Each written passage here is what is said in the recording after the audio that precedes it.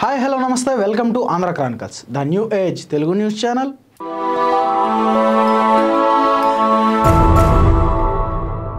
ఆంధ్రప్రదేశ్లో వైసీపీ అధికారంలో ఉన్నప్పుడు 2019 నుండి 24 మధ్యలో ఎంతోమంది ఎన్నో అక్రమాలు, దాడులు, దౌర్జన్యాలు, దోపిడీలు చేసి ప్రజల్ని, అలాగే టీడీపీ కార్యకర్తలని, జనసేన కార్యకర్తలని, నేతల్ని ఇబ్బంది పెట్టినటువంటి విషయం తెలిసిందే.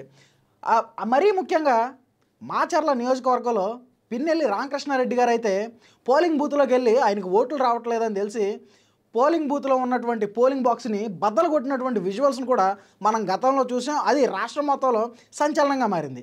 మరి పిన్నెల్లి రామకృష్ణారెడ్డి గారి దగ్గర ఉన్నటువంటి అధికారంలో ఉన్నప్పుడు వైసీపీ పిన్నెల్లి రామకృష్ణారెడ్డిని చూసి వేరే లెవెల్లో ఫోజులు కొట్టి ప్రజల మీద దాడులు, దౌర్జన్యాలు చేసి ఇప్పుడు ప్రస్తుతం జైల్లో ఊసలు లెక్కబెట్టి ఈరోజే బయటకు వచ్చాడు ఆ వ్యక్తి. ఈ పాటికి ఎవరో అర్థమయ్యే ఉంటుంది, కానీ నేను చెప్పే ప్రయత్నం చేస్తాను.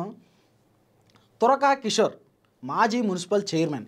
ఆ టైంలో పిన్నెల్లి రామకృష్ణారెడ్డి గారిని టచ్ చేయాలంటే ముందు ఈ తురకా కిషోర్ని టచ్ చేయాలరా నా డాషిగాళ్ళారా అని చెప్పి అసభ్యకరమైన పదజాలంతో ఎంతోమంది మీద దాడులు చేసి, దౌర్జన్యాలు చేసి, దోపిడీలు చేసి ఒక కారు మీద, ఆ కారు కూడా ఎవరిదో కాదు, బోండా ఉమా గారిది కారు మీద దాడి చేసినటువంటి విజువల్స్ మీరు ఇప్పుడు వీడియోలో చూడొచ్చు.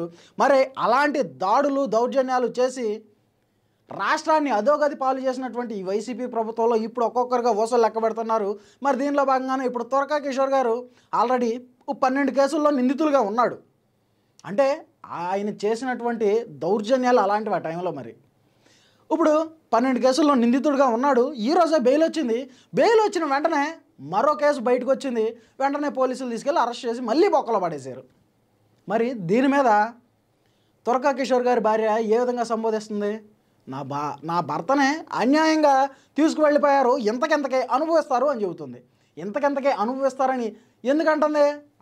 ఆల్రెడీ గతంలో మీ ఆయన చేసిన దానికే కమ్మ ఇప్పుడు అనుభవిస్తున్నాడు, ఇంకేం అనుభవిస్తారు అంటే ఏ విధంగా అనుకోవచ్చు అంటే, మనం విజువల్స్లో చూసుకుంటే ఆయన చేసినటువంటి దాడులు, దౌర్జన్యాలు, ప్రజల మీద ఎలాంటి నియంత పాలన చేయడానికి ప్రయత్నించాడు మాచర్ల నియోజకవర్గంలో అనేటువంటి విషయాలు ఆ నియోజకవర్గ ప్రజలు ఎవరన్నా ఉంటే దయచేసి కామెంట్ చేసే ప్రయత్నం అయితే చేయండి.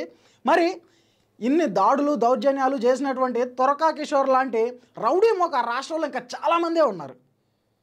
అంటే ఈయన ఇప్పుడు ఆయన భార్య అయినటువంటి ఆవిడ ఎవరైతే ఉన్నారో ఆవిడ వచ్చి బయటికి మాట్లాడటం వల్ల ఇప్పుడు రాష్ట్రంలో ఇది సెన్సేషనల్గా మారిన విషయం. మరి ఎలాంటి వ్యక్తులు ఆ బోర్గడ్డ అనిల్ కానీ, శ్రీరెడ్డి కానీ, ఇంకా ఇప్పుడు ఈ తురకా కిషోర్ కానీ, ఇంకా చాలామంది వ్యక్తులు ఉన్నారు.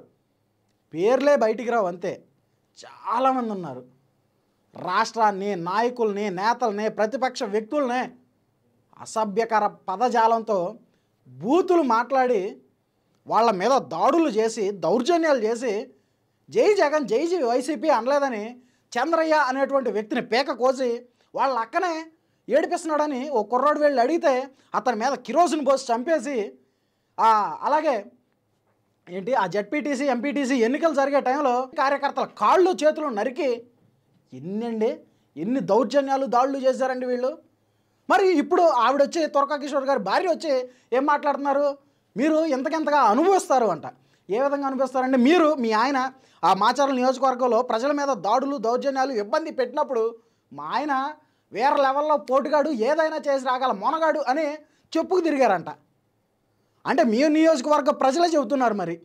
మరి అప్పుడు అలా చెప్పుకున్న అప్పుడు మీరు చెప్పాల్సింది కదా, ఏమండి అధికారం శాశ్వతం కాదు, రేపొద్దున అధికారం పోయిన తర్వాత మనల్ని ఎలాగే బొక్కలో వేసి కొల్లబొడుస్తారు అని చెప్పుండాల్సింది. ఇంట్లో ఆడవాళ్ళగా మీకు బాధ ఉంటుంది. ఆ బాధతో పాటు తప్పు చేస్తే మనల్ని జైలుకు తీసుకెళ్తారు మన ఇంట్లో మగవాళ్ళని అని తెలిసినప్పుడు అంతే బాధ్యతగా తప్పు చేయొద్దు అని మరి మీరు చెప్పుండాల్సింది. ఇప్పుడు అనుభవిస్తారు అంటే గతంలో మీ ఆయన చేసిన దానికే ఇప్పుడు అనుభవిస్తున్నాడు. అర్థమైందా? మరి ఇప్పుడు దీని మీద టీడీపీ క్యాడర్ కానీ, లేదంటే జనసేన క్యాడర్ కానీ ఎలాంటి కక్ష సాధింపులు అయితే కాదు ఇవి. మీరు ప్రజల మీద చేసిన, నాయకుల మీద చేసిన, ఆ నేతల మీద చేసిన దాడులకి ప్రతిఫలం అనుభవిస్తున్నారు ప్రస్తుతం. అర్థమైంది అనుకుంటాను. తురకా కిషోర్ గారి భార్య గారు చేసినటువంటి సంచలన వ్యాఖ్యలు, లేదంటే పోలీసుల్ని అడ్డుకోవడం, నాకు పిల్లలు ఉన్నారు అని ఏడవడం, నా భర్త నాకు కావాలి అని ఏడవడం. మరి నీ భర్త నీకు కావాలి అని ఇప్పుడు గుర్తొచ్చినప్పుడు నీ భర్త తురకా కిషోర్ అనేటువంటి వ్యక్తి ప్రజల మీద దాడులు చేస్తున్నప్పుడు ఎందుకు గుర్తు రాలేదు? ఇప్పుడు మీరు ఇలా చేస్తున్నారు, రేపొద్దున మిమ్మల్ని తీసుకెళ్ళి జైల్లో పెడితే నాకు నా పిల్లలకే అండగా ఎవరు ఉంటారు అని అప్పుడు మీ భర్తతో మీరు ఎందుకు చెప్పలేకపోయారు? తురకా కిషోర్ గారి భార్య మీద మనకే ఎలాంటి పర్సనల్ గ్లిచ్ అయితే లేదు, కానీ వాళ్ళు చేసినటువంటి దౌర్జన్యాలకే, దాడులకే, ప్రజలను పెట్టినటువంటి ఇబ్బందులకే ఇప్పుడు అనుభవిస్తున్నారు తప్ప ఏ కక్ష సాధింపు అరెస్టులు కానీ, కక్ష సాధింపు చర్యలు కానీ ఖచ్చితంగా కాదని తెలుసుకోవాలండి. మీరే కాదు, వైసీపీలో గతంలో అన్యాయాలు చేసినటువంటి ప్రతి ఒక్క కుటుంబ సభ్యులు తెలుసుకోవాలి. అంటే మీరు ఏ విధంగా అంటున్నారు, నాకు పిల్లలు ఉన్నారు, నాకు నా భర్త కావాలి అంటున్నారు. మీ హస్బెండ్ గారు ఎవరైతే ఉన్నారో, మీ భర్త గారు ఎవరైతే ఉన్నారో తురకా కిషోర్ గారు, ఆయన ఎవరి మీద అయితే దాడి చేశారో వాళ్ళకు కుటుంబాలు ఉండవా? వాళ్ళకు భార్య పిల్లలు ఉండరా? పొరపాటున ఆ దాడిలో ఎవరికన్నా ఏదన్నా జరగరాంది జరిగి ఆ మనిషి కోల్పోతే ఆ కుటుంబ పరిస్థితి ఏంటి? అప్పుడు ఎందుకు చెప్పలేదు? ఏమండి, వాళ్ళకి కుటుంబాలు ఉంటాయి, వాళ్ళకి పిల్లలు ఉంటారు, దయచేసి మీరు అలా చెయ్యొద్దు, ఇబ్బంది పడతారు. ఒకవేళ రేపొద్దున ఏం జరగకపోయినా మీరు జైలుకు వెళ్ళినా, లేదా మీకేదన్నా ఎదురుదాడిలో జరగరాంది జరిగినా నేను అన్యాయం అవుతాను, నా పిల్లలు అన్యాయం అవుతారు అని మీరు ఎందుకు చెప్పలేకపోయారు? దయచేసి ఆలోచించండి. ఇది ఖచ్చితంగా అయితే ఆవిడ మీద కోపమో లేదంటే ఇంకోటో ఖచ్చితంగా కాదు. ఆవిడ చేస్తున్నటువంటి వ్యాఖ్యల్ని అర్థమయ్యేలా చెప్పడానికైతే ప్రయత్నించాను. మరి మీకేమనిపించిందో కామెంట్ రూపంలో తెలియజేయండి. Thanks for watching. This is Rajesh signing off. Andhra Chronicles, the new age Telugu news channel. Thank you.